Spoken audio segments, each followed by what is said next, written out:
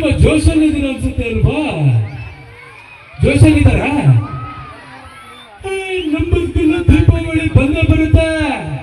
ಪಟಾಕಿ ಒಂದಾಗಿರ್ಲಿ ಅಂಡ್ಸೋರು ನೀವಾಗಿರ್ಬೇಕು.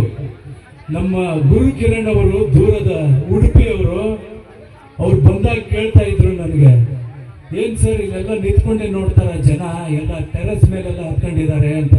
ಅವ್ರಿಗೆ ನಾನು ಹೇಳಿದೆ, ಅಣ್ಣ ನಾವು ಹೋರಿ ಹಬ್ಬ ನೋಡಿದ ಮಂದಿ,